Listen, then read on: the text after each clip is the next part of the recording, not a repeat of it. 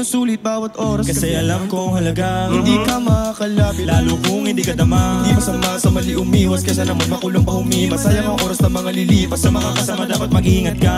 Madalas kang susubuin ang tadhana para makita kung hanggang saan mo ba kaya. Walang problema na hindi mo makaya, nag-iisa lang at wala kagaya.